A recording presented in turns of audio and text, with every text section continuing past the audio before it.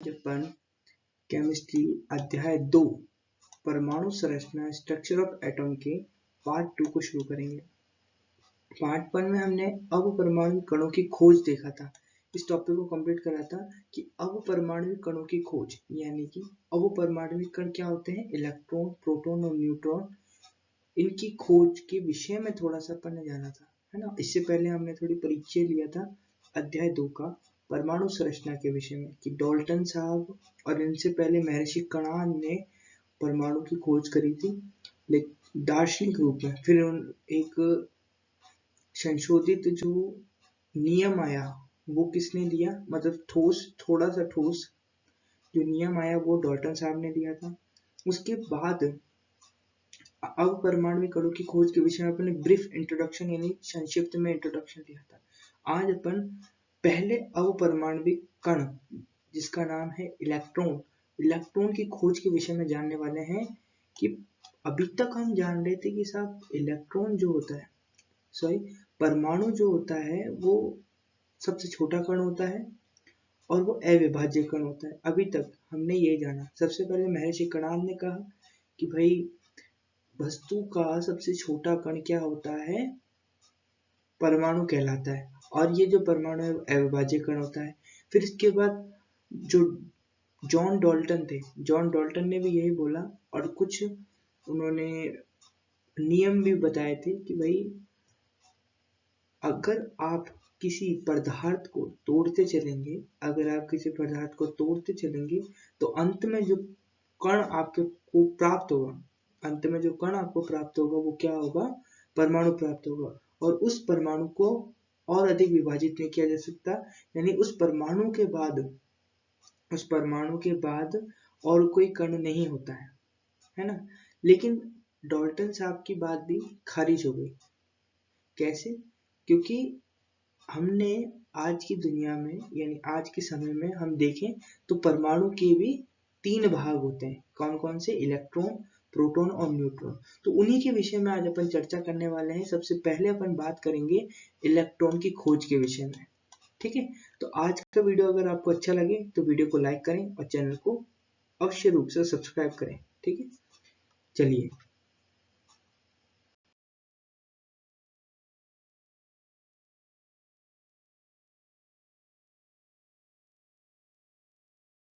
देखिए, आज अपना जो मेन मुद्दा है वो क्या है, 2.1.1 इलेक्ट्रॉन की खोज। तो इलेक्ट्रॉन की खोज की कहानी थोड़ी जबरदस्त है ना। वैसे तो मैं आपको अगर एक लाइन में बताना चाहूँ कि इलेक्ट्रॉन की खोजकर्ता कौन थे, ये इलेक्ट्रॉन की खोज किसने करी थी, तो वो नाम आता है जे थॉमसन।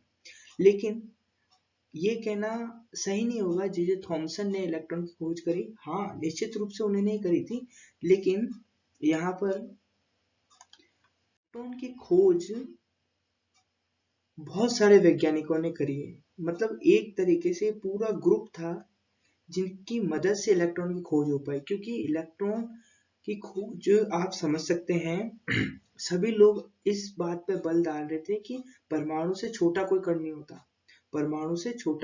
होता। फिर आए अपपरमाणविक कण, इलेक्ट्रॉन, प्रोटॉन और न्यूट्रॉन। इन तीनों में से भी सबसे पहला था इलेक्ट्रॉन की खोज हुई थी। तो इलेक्ट्रॉन की खोज के विषय में सबसे पहले जिसने काम किया, सबसे पहले जिसने बताया वो थे माइकल फैराडे। कौन थे? Michael Faraday. इनका बहुत बड़ा योगदान था क्योंकि इन्होंने ही इलेक्ट्रॉन की खोज के विषय में, इलेक्ट्रॉन की खोज तो वो जे थॉमसन ने करी बहुत लास्ट में जाकर, लेकिन सबसे पहले इसकी शुरुआत किसने करी? माइकल फैराडे ने। कब करी? 1830 में। कब करी? 1830 में। फिर उसके बाद माइकल फैराडे ने जो प्रयोग करा वही प्रयोग वैसा का वैसा सेम प्रयोग किसने किया? विलियम क्रूकस ने किया। किसने किया? विलियम क्रूकस ने। कब किया? 1879 में किया। विलियम क्रूकस ने भी ये प्रयोग करा जो माइकल फैराडे ने करा, लेकिन उसमें थोड़ा सा अपडेट लाए वो, कुछ चीजें उन्होंने बदली और फिर उन्होंने थोड़े और नियम और थोड़े और प्रयोग करके कुछ निष्कर्ष निकाले। लेकिन ये निष्कर्ष भी इलेक्ट्रॉन की खोज के लिए क्या नहीं थे? पर्याप्त नहीं थे। फिर इसके बाद कौन आए? Julius Plucker. कौन आए? Julius Plucker. ये वो लोग हैं, ये महत्वपूर्ण लोग बता रहा हूँ मैं आपको। वैसे तो बहुत सारे लोगों को, बहुत सारे वैज्ञानिकों ने इलेक्ट्रॉन की खोज में अपना योगदान दिया, लेकिन ये जो मेन थे वो मैं आपको बता रहा हूँ। सबसे पहले इस खोज की श्रृंखला को, इस खोज की कहानी को शुरुआत करा माइकल फैराडे ने। उसके बाद विलियम क्रूकस आए, फिर उसके बाद जूलियस प्लकर आए।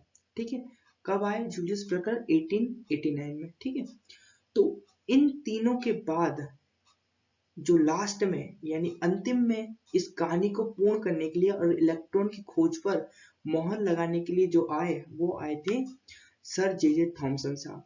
ये आए थे 1897 में, है ना। ये कब आए? 1897 में, 1897, यानी सबसे पहले माइकल फैराडे आए। माइकल फैराडे का योगदान हम भूल नहीं सकते, क्योंकि इन्होंने ही इस मुहिम को शुरू किया। ठीक है, माइकल फैराडे के बाद आए विलियम क्रूकस, उसके बाद आए जूलियस प्लकर, फिर सर जे थॉमसन ने जो इन्होंने प्रयोग करा उसमें अपना थोड़ा ऐड करा, कि प्रयोग थोड़ा ऐड करा कि साहब थोड़ा सा एक चीज इन्होंने ऐड करी। उसके बाद क्या हुआ? उसके बाद इन्होंने गुण बनाए, और फिर गुणों के आधार पर इन्होंने बोला कि ये इलेक्ट्रॉन है। नाम किसने दिया था? सर जे थॉमसन ने। ठीक है, तो ये आपको समझना जरूरी है कि सर जे थॉमसन ने तो इलेक्ट्रॉन की खोज करी। निसंदेह तौर पर अगर आप किसी से पूछते हैं या गूगल करते हैं तो वहां पर आपको सर जे थॉमसन का नाम आएगा, लेकिन ये जानने की आवश्यकता है कि सर जे थॉमसन के पीछे बहुत सारे वैज्ञानिकों की खोज थी, प्रयोग थे और सोच थी, जिन्होंने, जिसके आधार पर सर जे थॉमसन इलेक्ट्रॉन की खोज कर पाए। तो वो कौन लोग थे? वो कौन वैज्ञानिक थे? माइकल फैराडे, विलियम क्रूकस और जूलियस प्लकर। ठीक है, इन सबके प्रयोग एक जैसे ही थे, करीबन करीबन। जैसे एक गेम होता है, उसका अपडेट वर्जन आता रहता है, उसी तरीके से प्रयोग एक ही था और अपडेट वर्जन आते गए, उन्हीं में संशोधन कर करके और ज्ञान को बढ़ाते गए। ठीक है, चलिए थोड़ा और आगे बढ़ते हैं और समझते हैं Michael Faraday, William Crookes, Julius Plucker और सर जे थॉमसन, इन तीनों में क्या कॉमन थी। इलेक्ट्रॉन की खोज वैसे सबने ही, मतलब जे थॉमसन ने करी थी, लेकिन हम विलियम क्रूकस जो थे उनके प्रयोगों पर ध्यान देंगे, जो उन्होंने प्रयोग करा, है ना। वैसे तो सभी ने एक जैसे प्रयोग करे थे, तो अपन सबका तो समझा नहीं सकते, अपन समझेंगे विलियम क्रूकस के माध्यम से। विलियम क्रूकस का क्योंकि थोड़ा अच्छा है और अपनी बुक में भी दे रखा है, तो विलियम क्रूकस 1879 में इन्होंने जो प्रयोग करा था, और जो प्रयोग करा था उसको अपन समझेंगे। ठीक है ना। अब मैं आपको बताऊं, चाहे वो फैराडे हो, विलियम क्रूकस हो या प्लकर हो, इन तीनों ने ही एक चीज पर गौर करा। इन तीनों ने ही एक चीज पर गौर करा था, वो थी कैथोड किरण। क्या थी साहब? कैथोड किरण। इन तीनों ने ही किसके बारे में बताया था? कैथोड किरण के बारे में, कि कैथोड किरण क्या होती है, लेकिन अप्रत्यक्ष रूप से, इनडायरेक्टली। इन्होंने नाम नहीं दिया कैथोड किरण। कैथोड किरण नाम भी किसने दिया था? जे थॉमसन ने। लेकिन ये जिस किरण के बारे में बात कर रहे थे, किरण मतलब क्या होता है? रेस। क्या होता है? रेस। जिस रेस के बारे में ये बता रहे थे अपने प्रयोग में, और अपन अभी प्रयोग पढ़ेंगे जब आपको समझ में आ जाएगा कि मैं किस किरण की बात कर रहा हूँ, तो ये हर बार माइकल फैराडे से लेकर प्लकर तक, मतलब माइकल यहाँ से लेकर यहाँ तक, इन तीनों ने अपना पूरा जीवन इसीलिए लगाया कि प्रयोगों में लगाया, लेकिन फिर भी जान नहीं पाए कि ये कौन सी किरण थी। फिर इसको जाना जे थॉमसन ने। इसलिए इन सबके जो प्रयोग हैं वो रिलेटेड है एक दूसरे से। इन तीनों के जो प्रयोग एक दूसरे से रिलेटेड है। अगर किसी एक का भी अपन ने क्या ढंग से समझ लिया, अगर मैं आज की वीडियो में अपन विलियम क्रूकस जो है, विलियम क्रूकस का जो प्रयोग था उसके बारे में पूरी अच्छे तरीके से डिटेल से समझने वाले हैं, तब आपको समझ में आएगा। फिर विलियम क्रूकस के ही जो प्रयोग था उसको थोड़ा सा एक्सटेंड लेवल पे, मतलब थोड़ा सा परिवर्तित करके जे थॉमसन ने प्रदर्शित करा, जे थॉमसन ने बताया। फिर उसके आधार पर उन्होंने क्या बताया? इलेक्ट्रॉन की खोज करी और कैथोड किरण के बारे में बताया। तो हम जानेंगे, आपको आगे पता चलेगा कि कैथोड किरण ही, जे थॉमसन ने कैथोड किरण को ही क्या बता दिया था, इलेक्ट्रॉन बता दिया था। तो सबसे पहले अपन को ये जानना पड़ेगा कि कैथोड किरण क्या है। हमारे को सबसे पहले जानना पड़ेगा कि ये जो कैथोड किरण है, कैथोड मतलब क्या है, इसका नाम कैसे पड़ा, एक किरण को कैथोड ही क्यों कहा गया, ये सब चीजों के बारे में अपन जानेंगे। तो हमारी जो यात्रा शुरू होगी वो होगी कैथोड किरण से इलेक्ट्रॉन तक। अपनी जो यात्रा है पूरी की पूरी वो होगी कैथोड किरण से इलेक्ट्रॉन तक, कि भाई कैथोड किरण कैसे इलेक्ट्रॉन में परिवर्तित हो गया, इस चीज को अपन समझेंगे।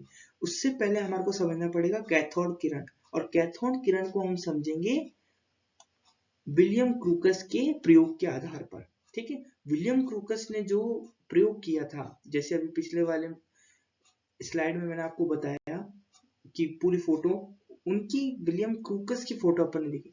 तो इसका मतलब यह है कि विलियम क्रूकस ने जो प्रयोग दिया उसके माध्यम से हम कैथोड किरण को समझने की कोशिश करेंगे। ठीक है, अब अपन क्या करने वाले हैं, खोज को अर्थात कैथोड किरण को अपन समझने वाले, किसको समझने वाले, कैथोड किरण को। किसके आधार पर, मतलब किसके द्वारा समझने वाले, विलियम क्रूकस ने, जो वैज्ञानिक विलियम क्रूकस थे उनका जो प्रयोग था उसके माध्यम से समझेंगे। आपको पता होगा कि कोई भी अपन एक्सपेरिमेंट, प्रयोग यानी होता है एक्सपेरिमेंट, कोई भी एक्सपेरिमेंट करते हैं तो उसके लिए हमारे को किसकी आवश्यकता होती है, प्रयोगों की। किसकी आवश्यकता होती है, प्रयोग मतलब उपकरणों की आवश्यकता होती है ना, या कोई ना कोई सामग्री की आवश्यकता होती है। जैसे यहाँ लिख रखा है प्रयोग में उपयोग आवश्यक सामग्री, यानी कुछ ना कुछ उपकरण, कोई इक्विपमेंट या सामग्री की आवश्यकता होती है, जिसको कर ही, जिसका इस्तेमाल कर ही हम प्रयोगों को यानी एक्सपेरिमेंट्स को कर पाते हैं। तो इसी तरीके से जो विलियम क्रूकस थे उन्होंने भी कुछ सामग्रियों का उपयोग करा था।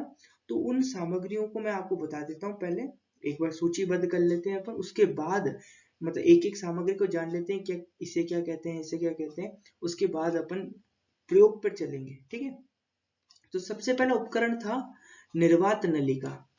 सबसे पहला था निर्वात नलिका, जिसे कहते हैं वैक्यूम ट्यूब। ऐसी नलिका जिसमें गैस नहीं होती, ऐसी नलिका जिसमें गैस नहीं होती है निर्वात नलिका कहलाती है। इसे कई अन्य नामों से भी जानते हैं, जैसे कैथोड किरण नलिका और विसर्जन नलिका। ठीक है, अगर ध्यान से समझेंगे आप इस बात को, क्या कहा हमने, हमने कहा कि ऐसी नलिका जिसमें गैस नहीं होती है, मतलब इसमें गैस नहीं होती हर एक चीज में। आप समझेंगे यहाँ पर ध्यान से, कोई भी ऑब्जेक्ट हो, जैसे एक खाली ग्लास है तो खाली ग्लास में दो दाब कार्य करते हैं, दो प्रेशर कार्य करते हैं। पहला होता है गैसीय दाब और दूसरा होता है वायुमंडलीय दाब। पहला होता है गैसीय दाब और दूसरा होता है वायुमंडलीय दाब। पहला जो गैस है, वो दाब जो गैसें लगाती हैं वो गैसीय दाब कहलाता है, और दूसरा जो दाब होता है वो होता है वायुमंडलीय दाब, जो वायुमंडल के द्वारा किसी ऑब्जेक्ट पे लगाया जाता है। ठीक है, ये दो दाब हर एक ऑब्जेक्ट में पाए जाते हैं। अगर कोई वस्तु जैसे कप है, बाउल है, वो खाली है फिर भी उसके अंदर कुछ ना कुछ है, वो है गैसीय दाब, और क्या होता है, वायुमंडलीय दाब। तो ये जो नलिका है, वैक्यूम ट्यूब है, निर्वात नलिका है, ये क्यों इसका नाम निर्वात नलिका क्यों रखा, निर्वात मतलब होता है शून्य। ये जो शब्दावली है निर्वात, इस शब्दावली का जो अर्थ है, मतलब है वो क्या है, शून्य। निर्वात मतलब होता है शून्य। अब ये भी अपन को समझना पड़ेगा कि शून्य किसके अर्थ में, मतलब जब हम शून्य कहते हैं तो इसका अर्थ क्या होता है, इसका अर्थ ये होता है कि गैस नहीं होना। इसमें निर्वात नलिका में जो गैसीय दाब होता है, गैसीय दाब जो होता है वो बिल्कुल न्यूनतम होता है, कम होता है, और जो वायुमंडलीय दाब होता है वो इसमें पाया जाता है, जो वायुमंडलीय दाब होता है वो इसमें पाया जाता है। तो निर्वात नलिका क्या होती है, ऐसी नलिका जिसमें गैस नहीं होती है, निर्वात नलिका कहलाती है। इसे हम कई अन्य नामों से भी जानते हैं, कैथोड किरण नलिका, सबसे महत्वपूर्ण नाम होता है कैथोड किरण नलिका। आपसे पूछा जा सकता है कैथोड किरण नलिका किसे कहते हैं। ठीक है, फिर विसर्जन नलिका, जिसे अपन इंग्लिश में कहते हैं डिस्चार्ज ट्यूब। असलियत में ये ऐसी दिखती है, और अपन जब प्रयोग करेंगे, अपन जो प्रयोग करेंगे उसमें मैं जो कैथोड यानी कैथोड किरण नलिका यानी निर्वात नलिका का यूज करूंगा वो इस नलिका का यूज करूंगा। इसको मैं निर्वात नलिका के नाम से दिखाऊंगा। पहली उपकरण अपन ने देखा निर्वात नलिका यानी वैक्यूम ट्यूब को समझा कि वैक्यूम ट्यूब क्या होता है। दूसरा जो उपकरण था जो विलियम क्रूक्स ने यूज करा था वो था इलेक्ट्रोड। क्या था? इलेक्ट्रोड। इलेक्ट्रोड क्या होता है? धातु की पतली प्लेट को इलेक्ट्रोड कहते हैं। धातु की जो पतली प्लेट होती है उसे क्या कहते हैं? इलेक्ट्रोड कहते हैं। अब यहाँ पर बोल रहा है धातु की पतली प्लेट को इलेक्ट्रोड कहते हैं। तो धातु धातु कोई सा भी हो सकता है, यहाँ पर इसने स्पेसिफिक नहीं करा। और जो हमारे विलियम सर थे उन्होंने भी स्पेसिफिक नहीं किया था कि धातु में कौन सी धातु ले, टंगस्टन ले या फिर एल्यूमिनियम ले, सिल्वर, कॉपर, कुछ कोई सी भी ऐसा उन्होंने बताया नहीं था। उन्होंने बोला धातु। इसका मतलब ऑटो अंडरस्टूड है। इसका मतलब ऑटो अंडरस्टूड है यानी कि हमारे को पहले से ही पता, मतलब खुद को ही पता होना चाहिए कि धातु हम किसी भी धातु का उपयोग कर सकते हैं। इस प्रयोग में धातु का स्पेसिफिक होना आवश्यक नहीं रखता। कोई सी भी धातु लीजिए, बस वो धातु होनी चाहिए। ठीक है, तो धातु की एक पतली प्लेट लीजिए आप, उसको ही हम क्या कहेंगे? इलेक्ट्रोड कहेंगे। ठीक है, कोई सी भी धातु है उसकी आप प्लेट बना लीजिए, वही क्या कहलाएगी? इलेक्ट्रोड कहलाएगी। ये थोड़ी शब्दावलियां हैं, इनको समझना है।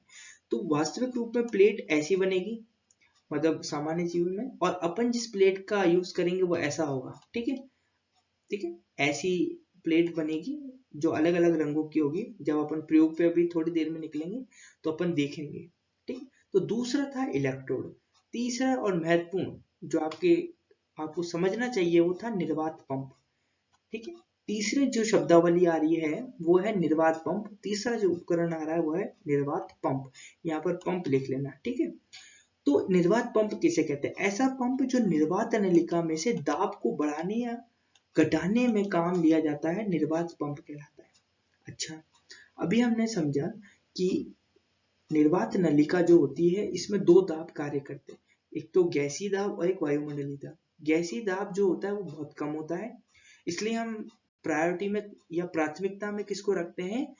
वायुमंडलीय दाब को रखते हैं। तो वायुमंडलीय जो दाब होता है उसको कम करने या बढ़ाने में जो उपकरण या यंत्र काम में लिया जाता है उसे कहते हैं निर्वात पंप या वैक्यूम पंप कहते हैं। ठीक है, इसका उपयोग भी बहुत महत्वपूर्ण है। इसके माध्यम से हम जो प्रयोग है उसको जान पाएंगे। ठीक है, समझ में आ रहा है? अभी तक हमने क्या समझा कि जो इलेक्ट्रॉन की खोज है वो जे जे थॉमसन ने करी थी। वरन जे जे थॉमसन का नाम लेना थोड़ा अच्छा नहीं होता, इसलिए उनसे पहले भी बहुत सारे वैज्ञानिक थे, जिनमें सबसे पहले थे माइकल फैराडे, उसके बाद विलियम क्रूक, फिर प्लट आए, फिर उसके बाद कौन आए? जे जे थॉमसन आए। इनके प्रयोगों के आधार पर ही जे जे थॉमसन ने निष्कर्ष निकाला इलेक्ट्रॉन की खोज का। फिर हम समझ रहे हैं कि इन्होंने प्रयोग कौन से करे थे, इन तीनों ने प्रयोग कौन से करे थे, इन वैज्ञानिक जो थे। तो उनमें से अपन ने एक विलियम सर का जो प्रयोग था, एक्सपेरिमेंट था, उसके विषय में अपन चर्चा करें तो विलियम सर ने प्रयोग के दौरान जिन उपकरणों का, जिन यंत्रों का यूज किया उनके विषय में अपन ने अभी पढ़ा। तो तीन यंत्र थे, निर्वात नलिका, इलेक्ट्रोड और निर्वात पंप। ये तीन ही उपकरण थे। इन्हीं के माध्यम से उन्होंने पूरा जो इतनी बड़ी इलेक्ट्रॉन की खोज थी उसको संपूर्ण करा, पूरा करा। चलिए इसको समझते हैं प्रयोग को थोड़ा। अब अपन चलते हैं थोड़ा ऊपर। तो देखिए सबसे पहला जो विलियम सर ने किया, विलियम सर ने बताया वो था कि विलियम क्रूक्स एक निर्वात नलिका लेते हैं। सबसे पहले उन्होंने क्या लिया? एक निर्वात नलिका ली। उस नलिका के बाएं तथा दाएं दोनों भागों पर इलेक्ट्रोड लगाते हैं।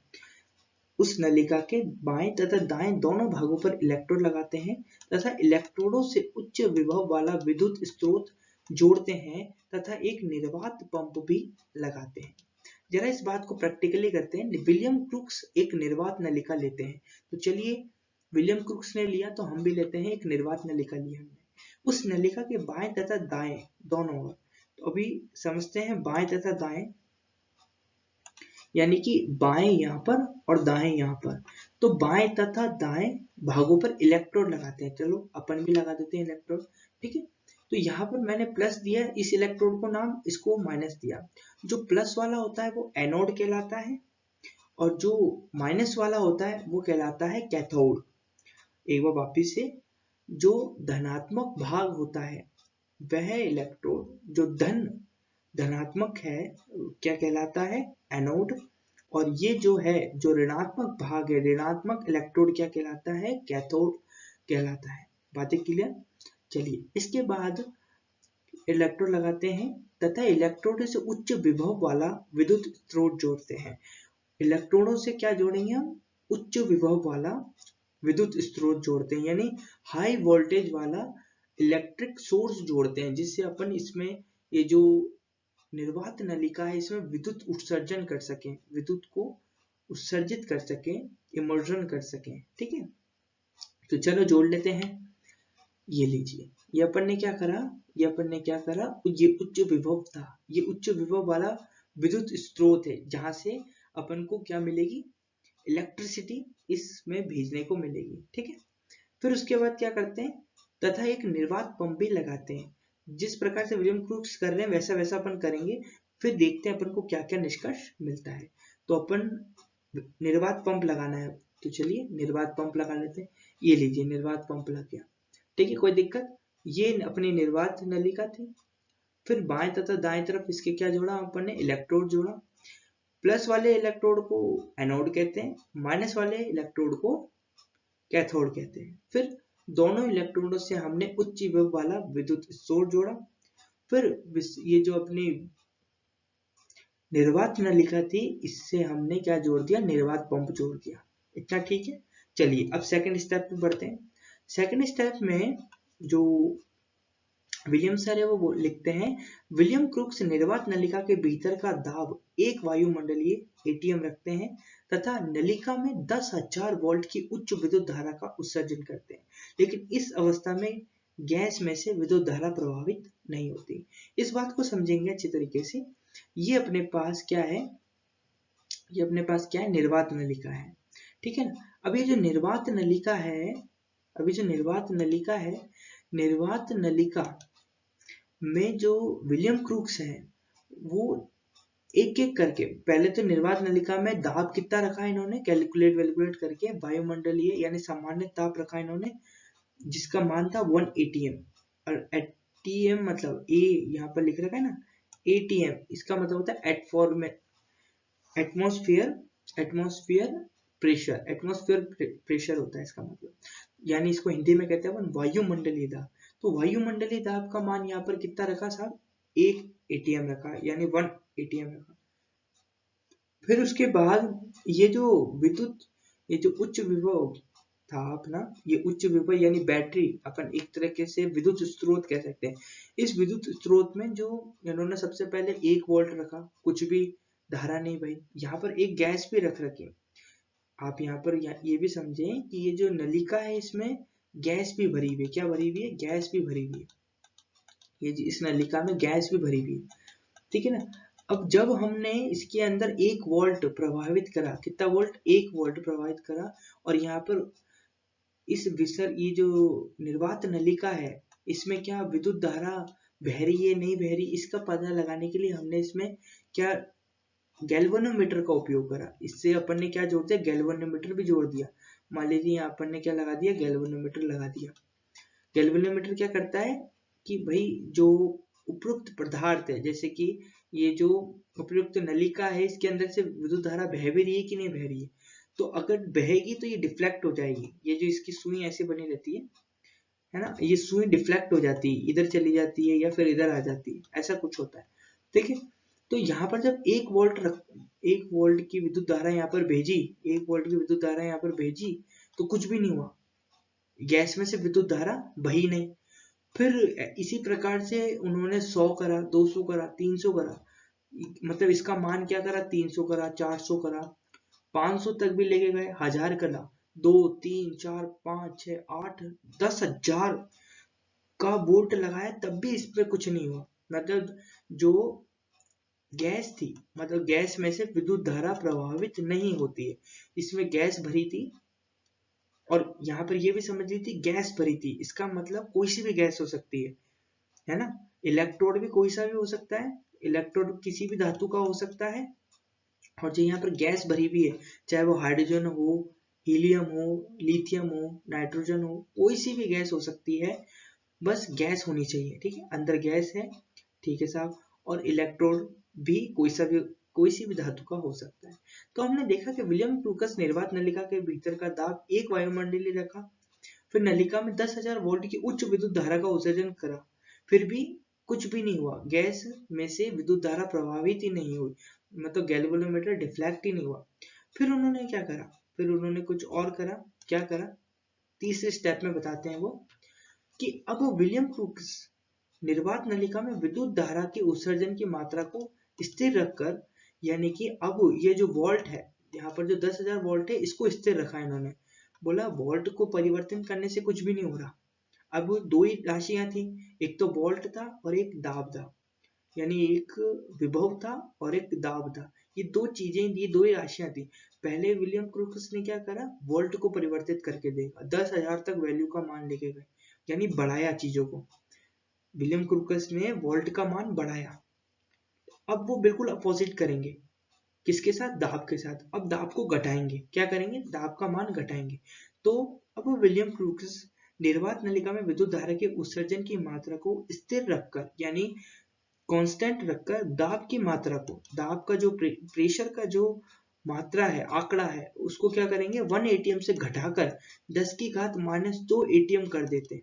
यानी अब उन्होंने क्या करा, घटा दिया मान को, 1 एटीएम का कितना कर दिया, 10 की घात -2 एटीएम कर दिया। 10 की घात -2 का मतलब क्या होता है, 1 का 100वां भाग, 1 का 100वां भाग, ऐसा कर दिया। 1 का 100वां भाग कितना होता है, 2 जीरो ऊपर जाएंगे तो कितना आएगा, 1, मतलब ये वैल्यू रख दी 1 एटीएम,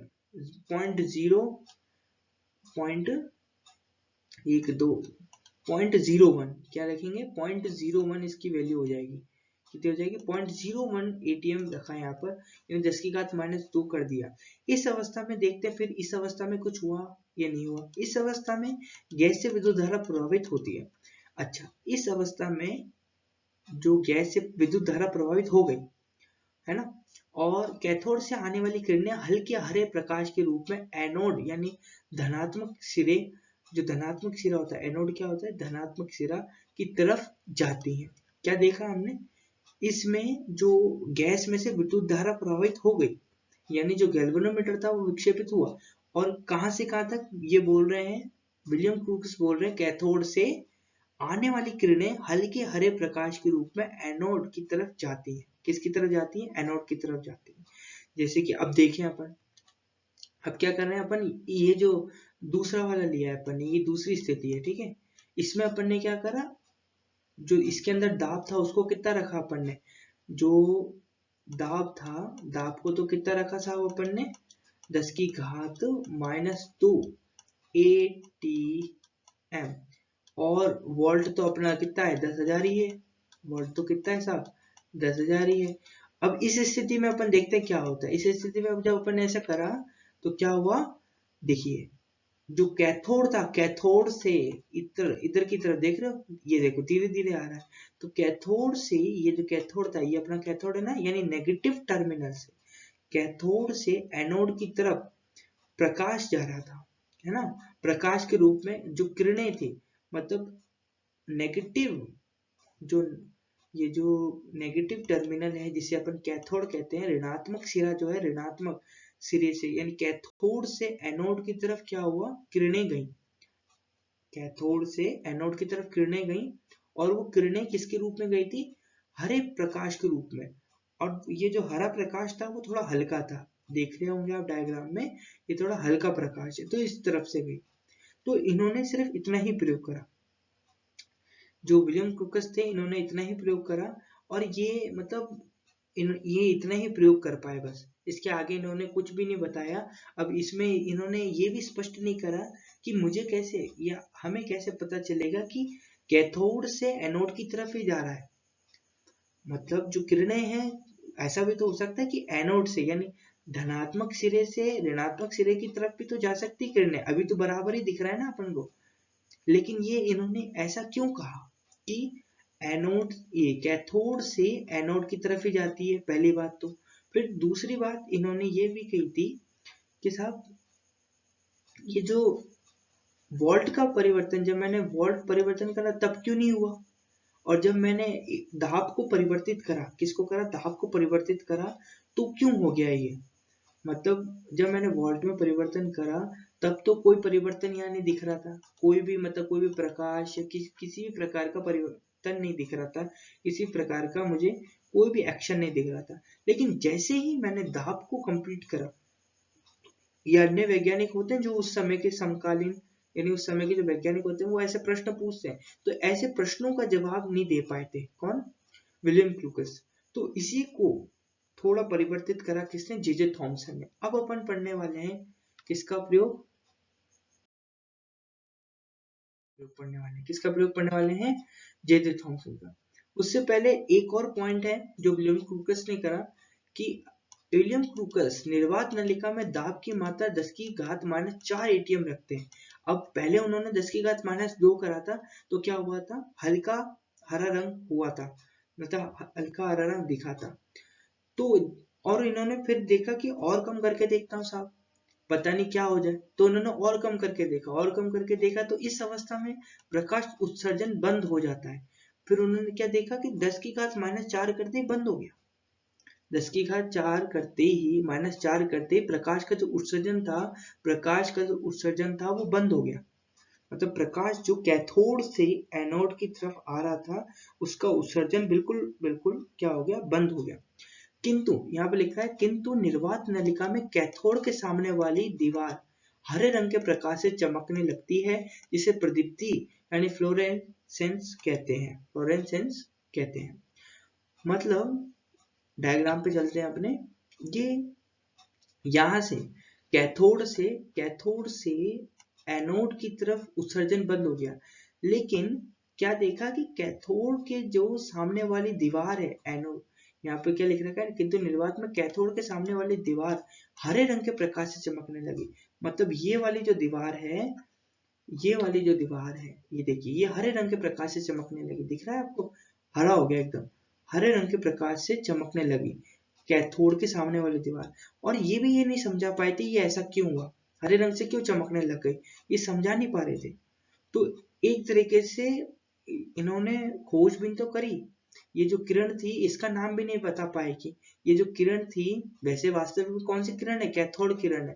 बाद में जाकर जैसे अपन बात यही तो समझ रहे हैं कि कैथोड किरण क्या है, तो यहाँ जाके जो अपने विलियम सर थे वो फंस गए थे।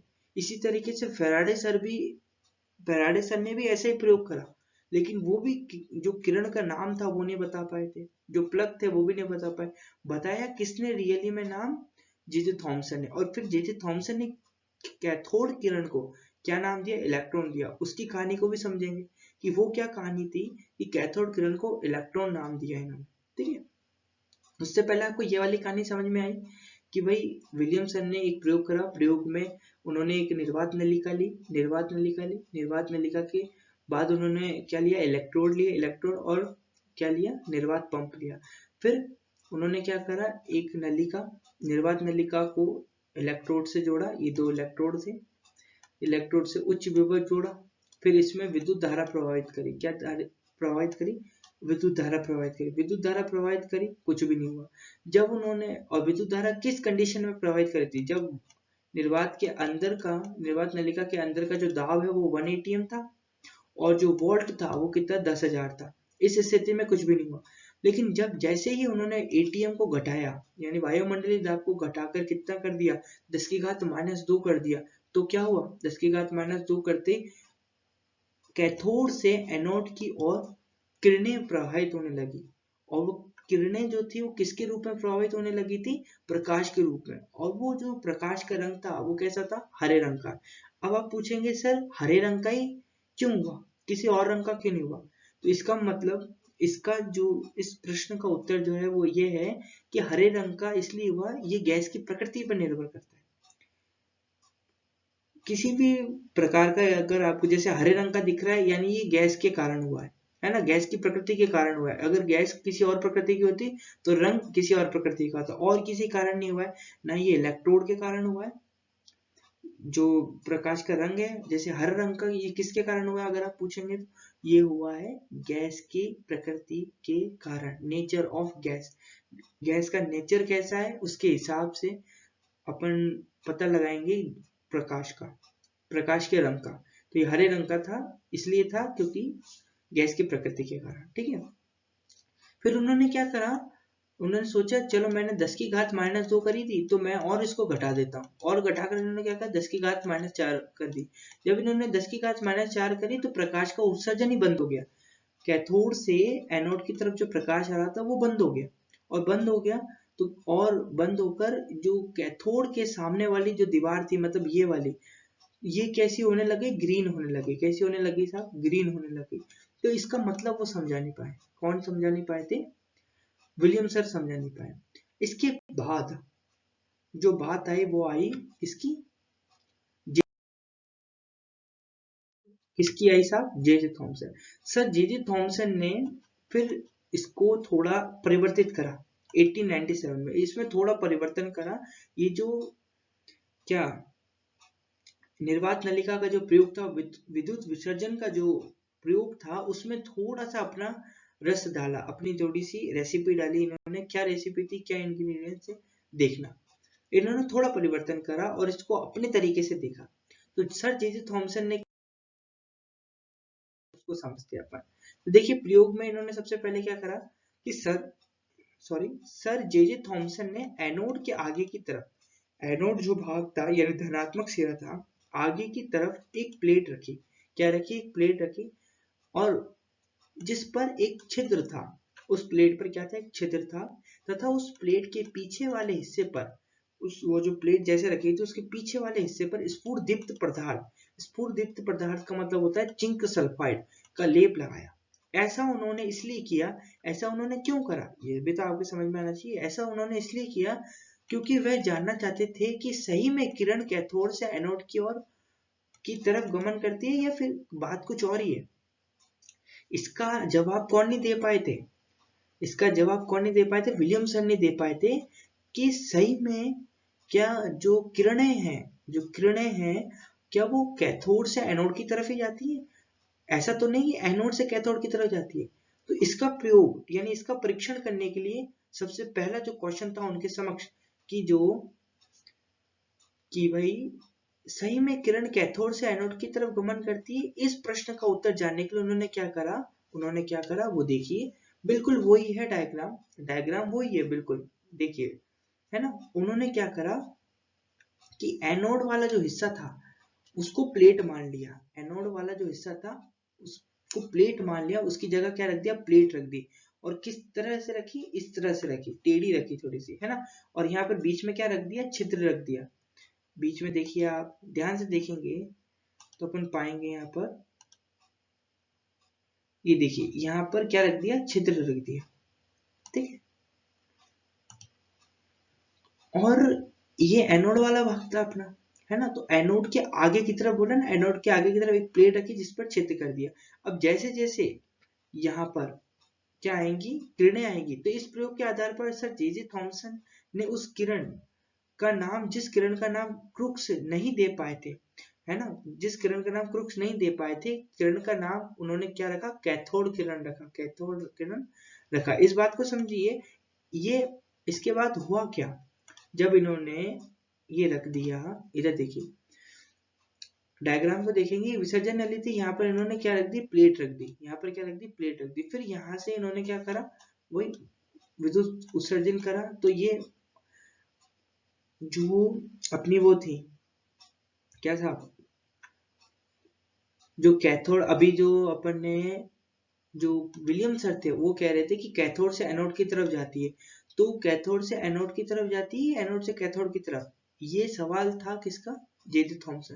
तो जे जे थॉमसन ने इसका जवाब दिया। तो उन्होंने पहले, सबसे पहले जो प्लेट थी उसको एनोड के सामने रखा और फिर विद्युत उत्सर्जन हुई। तो विद्युत उत्सर्जन कैथोड से एनोड की तरफ हुई।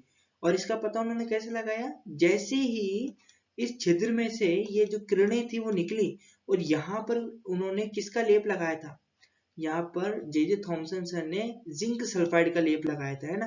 क्यों लगाया था, क्योंकि ये जब किरणें इसके ऊपर मतलब जो ये किरणें होती हैं, ये जो किरण अभी यहाँ से निकल रही है ये यहाँ जाके टकराने लगी और यहाँ पर चमक पैदा होने लग गई। क्या होने लग गई, चमक पैदा होने लग गई, जिसके कारण उनको पता चल पाया, जिसके कारण जो जे थॉमसन थे उनको पता चल पाया कि सही में कैथोड से एनोड की तरफ ही किरणें क्या होती हैं, कैथोड से एनोड की तरफ ही सही में किरणें क्या होती हैं, गमन करती हैं, गति करती हैं, ठीक है।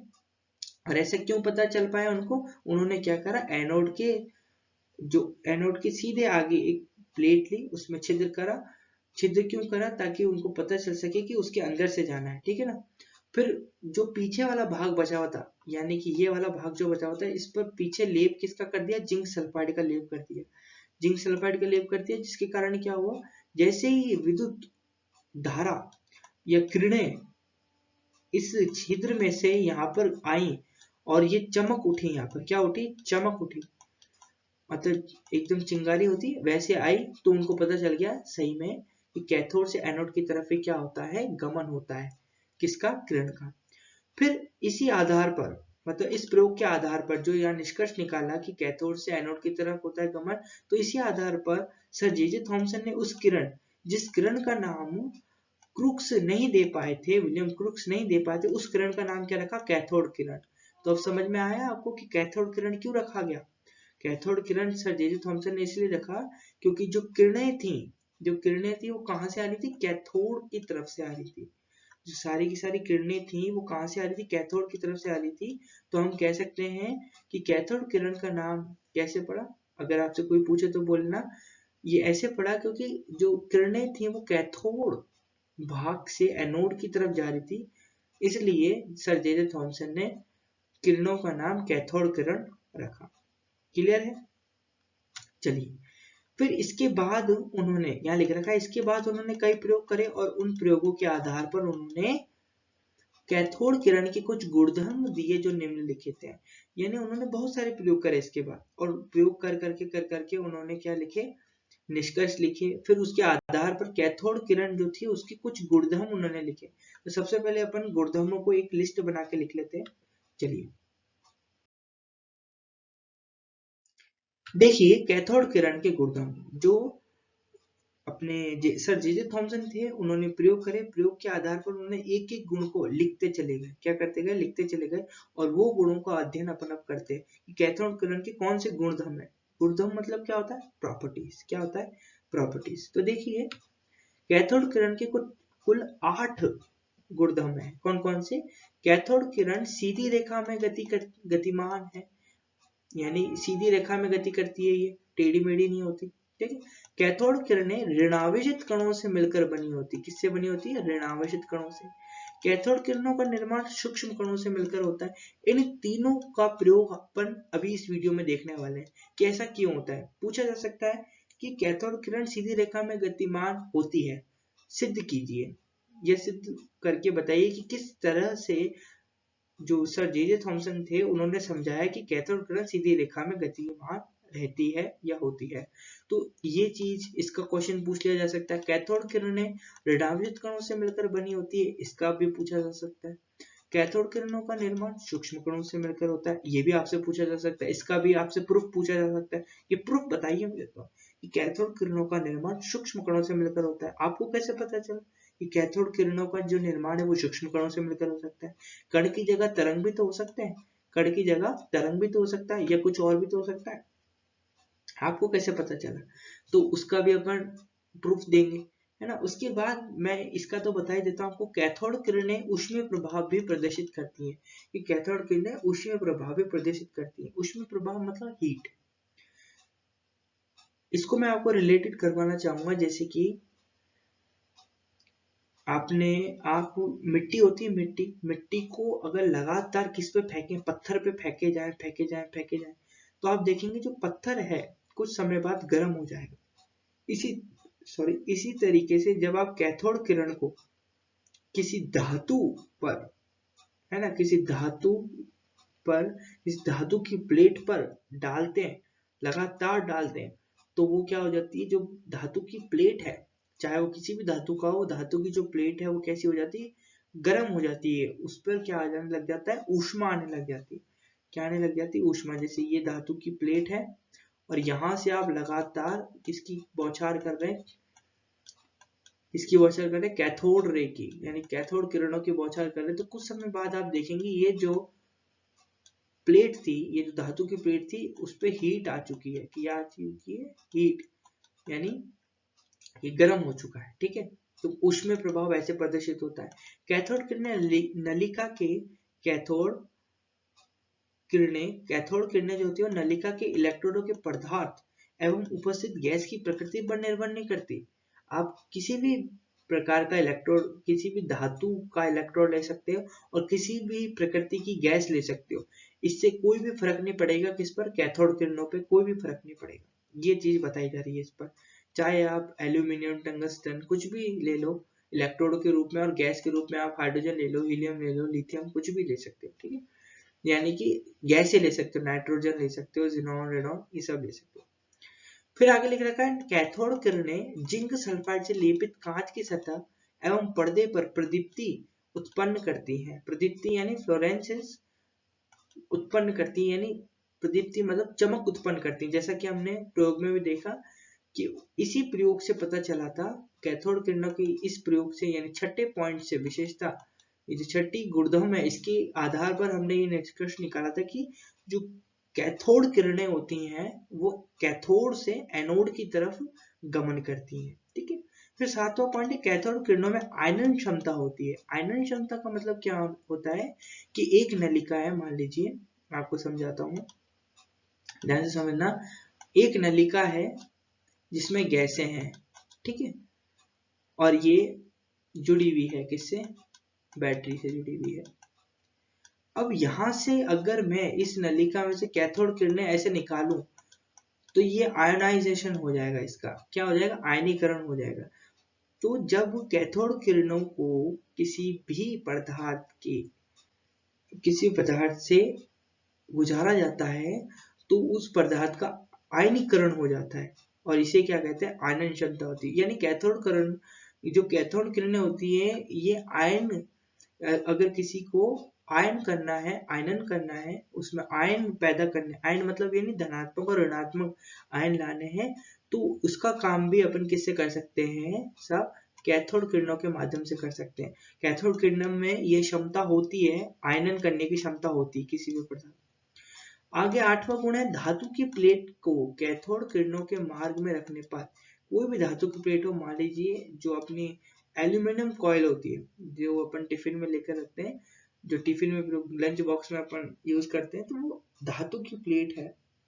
मान लीजिए वो एल्यूमिनियम की प्लेट कैथोड किरणों के मार्ग में रखी हुई है।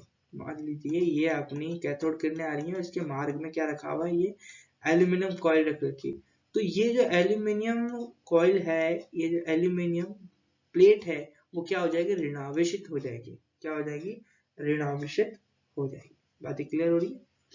चलिए, तो ये जो आठों के आठों गुणधर्म है, अतः कैथोड किरणों के उपयुक्त गुणों से ये निष्कर्ष निकलता है कि कैथोड किरणें ऋणावेशित कणों को इलेक्ट्रॉन कहते हैं। ये जो कैथोड किरणें हैं, ये ऋणावेशित कणों से मिलकर बनती है, और ये ऋणावेशित कण क्या कहलाते हैं, इलेक्ट्रॉन कहलाते हैं। यही ऋणावेशित कण क्या कहलाते हैं, इलेक्ट्रॉन कहलाते हैं। कैथोड किरणें किनसे मिलकर बनी होती है, कैथोड किरणें किनसे मिलकर बनी होती है, ऋणावेशित कणों से मिलकर बनी रहती है, और यही ऋणावेशित कण जो होते हैं वो क्या कहलाते हैं, इलेक्ट्रॉन कहलाते हैं, है ना। अब ये जो ऋणावेशित कण है, अपन को कैसे पता चला कि ऋणावेशित कणों से मिलकर बनती है, सोचा कि कैथोड किरणें ऋणावेशित कणों से मिलकर बनी होती है, ये अपन को कैसे पता चला, अभी तक तो अपन ने देखा ही नहीं। तो इसी चीज को, इन तीनों प्रयोगों को अपन बारी बारी से एक बार इनका प्रूफ ले लेते हैं, ठीक है ना। तो सबसे पहले अपन प्रूफ लेंगे, कैथोड किरण सीधी रेखा में गतिमान होती है, क्यों। चलिए, मैंने यहाँ पर पहले से डायग्राम बना रखा है ताकि ज्यादा अपना टाइम वेस्ट ना हो। तो यहाँ लिख रखा है, जैसे डायग्राम है ना। डायग्राम में आप देखेंगे यहाँ पर एक वस्तु रख रखी है मैंने, ये क्या है, एक वस्तु है, देखिए ये क्या है, एक वस्तु है, यहाँ से कैथोड से किरणें, वही कैथोड किरणें यहाँ से आ रही हैं, कैथोड किरणें सीधी रेखा में गमन कर रही है ना। इसका पता कैसे चला, उसका उदाहरण, उसका प्रूफ देख रहे हैं अपन। तो यहाँ से किरणें गई और किरणें क्या हो गई हैं, यहाँ पर इसकी परछाई बन गई, ये क्या है, परछाई है। तो यहाँ पर लिख रखा है कैथोड किरणों के पथ पर, कैथोड किरणों के पथ पर यदि कोई वस्तु रख दे तो उसकी छाया उस वस्तु के ठीक पीछे बनती है, जिससे यह सिद्ध होता है कि कैथोड किरणें सीधी रेखा में ही गति करती है। किस में गति करती है, सीधी ही रेखा में गति करती हैं। अगर आपसे पूछ लिया जाए कैथोड किरण सीधी रेखा में गतिमान होती हैं क्यों, तो आप ये लिख सकते हैं कि कैथोड किरणों के पथ पर यदि कोई वस्तु रख दें तो उसकी छाया उस वस्तु के ठीक पीछे बनती है, जिससे यह सिद्ध होता है कि कैथोड किरणें सीधी रेखा में ही गति करती हैं। अच्छा, अगर अपन व्यवहारिक रूप में देखें, अपनी छाया से रिलेट करें, जब भी आप धूप में होते हैं तो धूप की जो किरणें होती हैं वो कैसे आती हैं, सीधी आती हैं और सीधी अपने ऊपर गिरती हैं, और अपनी जो छाया होती है वो बिल्कुल बनती है ना। तो अपनी जब छाया बनती है वो क्यों बनती है, क्योंकि जो सूरज की किरणें वो बिल्कुल सीधी आती है। तो अपनी छाया अगर टेढ़ी मेढ़ी बनेगी, टेढ़ी मेढ़ी बनेगी तो इसका मतलब ये है कि जो किरणें हैं वो सीधी नहीं आ रही है। तो अपन ये भी रिलेट कर सकते हैं यहाँ से कि जिस प्रकार से सूर्य की किरणें अपने ऊपर गिरती हैं, किसी भी ऑब्जेक्ट पे गिरती हैं, और उस ऑब्जेक्ट की जो शेडो है, परछाई है, वो उसके पीछे बनती है, उसी तरीके से जो कैथोड किरणें होती हैं ये भी सीधी रेखा में गमन करती हैं, बिल्कुल सीधी आती हैं। जैसे यहाँ पर डायग्राम में दिखा भी रखा है, तो कैथोड किरणें एकदम सीधी आती हैं। इस कारण से जो वस्तु होती है इसके पीछे परछाई बन जाती है, इससे सिद्ध होता है, ठीक है, कि जो कैथोड किरणें हैं वो सीधी रेखा में गमन करती है।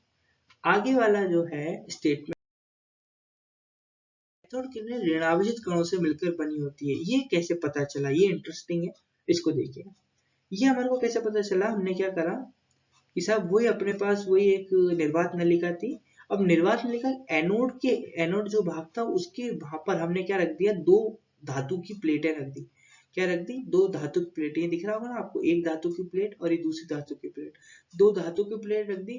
एक को एनोड नाम दे दिया और एक को, यानी एक धनात्मक क्षेत्र वाली थी और एक ऋणात्मक क्षेत्र वाली थी।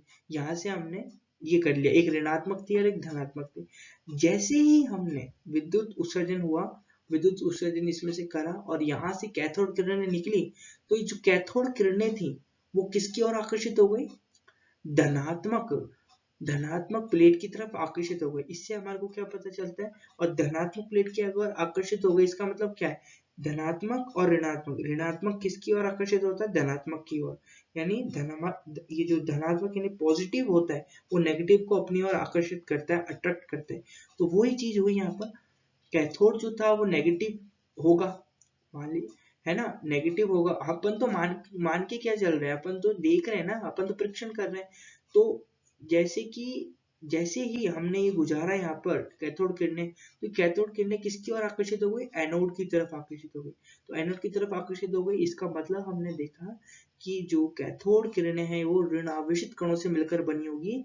इसी कारण से ये एनोड की तरफ, यानी ये जो एनोड का भाग है, यानी ये धनात्मक भाग है, जो रेड रेड है वो ये जो प्लेट है इसको बता रहा है, और ये ऋणात्मक ये प्लेट को बता रहा है, ठीक है।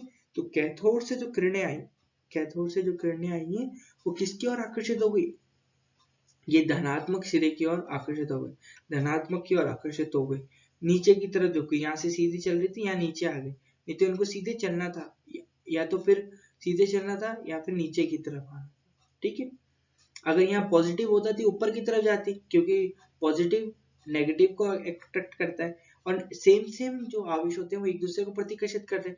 तो ये यहाँ जा रही थी तो इसको धक्का मारा यहाँ पर नीचे की तरफ, तो ये नीचे की तरफ आ गई, और यहाँ पर नीचे वाला जो पॉजिटिव था ही पहले से, तो इसको आकर्षित कर दिया। तो स्टेटमेंट दे रखा है कैथोड किरणों के कण धनावेशित इलेक्ट्रोड की ओर आकर्षित होते हैं, जिससे ये सिद्ध होता है कि कैथोड किरणों के कण ऋणावेशित होते हैं। बातें क्लियर, सिंपल सा आपको लिख रखा है, कोई भी आपको बाधा नहीं है, ठीक है। नोट्स आपको तैयार करने हैं आराम से। फिर तीसरी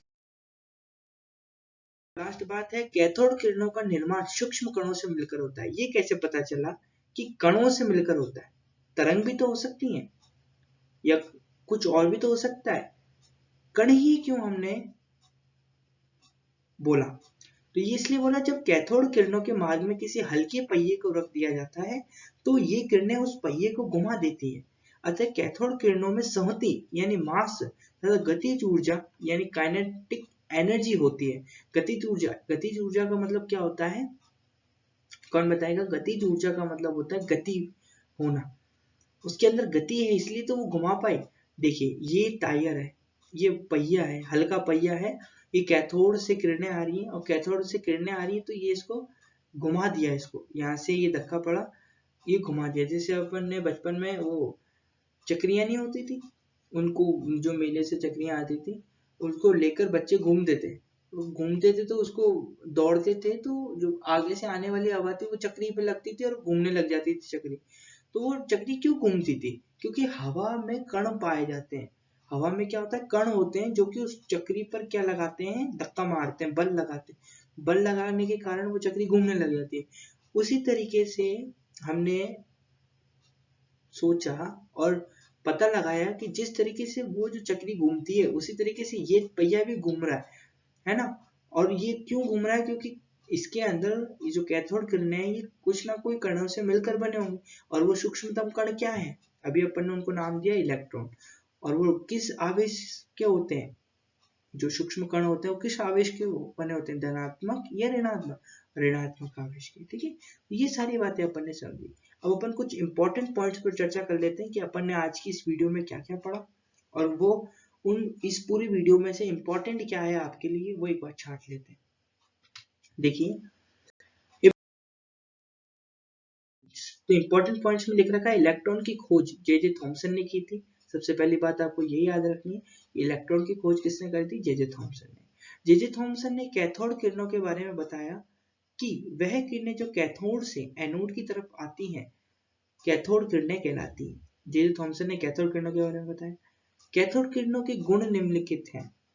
कौन कौन से गुण थे? कि कैथोड किरण सीधी रेखा में गतिमान होती है, कैथोड किरणें ऋणावेशित कणों से मिलकर बनती है, कैथोड किरणों का निर्माण सूक्ष्म कणों से मिलकर होता है, कैथोड किरणें ऊष्मीय प्रभाव भी प्रदर्शित करती हैं, कैथोड किरणें नलिका के इलेक्ट्रोडों के पदार्थ एवं उपस्थित गैस की प्रकृति पर निर्भर नहीं करती, कैथोड किरणें जिंक सल्फाइड से लेपित कांच की सतह एवं पर्दे पर प्रदीप्ति उत्पन्न करती हैं, कैथोड किरणों में आयरन क्षमता होती है, धातु की प्लेट को कैथोड किरणों के मार्ग में रखने पर यह प्लेट ऋणावेशित हो जाती है। इन्हीं सभी बातों पर अपन ने चर्चा करी है। अगर आज की वीडियो आपको अच्छी लगी हो तो वीडियो को लाइक करें और चैनल को सब्सक्राइब करें। धन्यवाद। God bless you.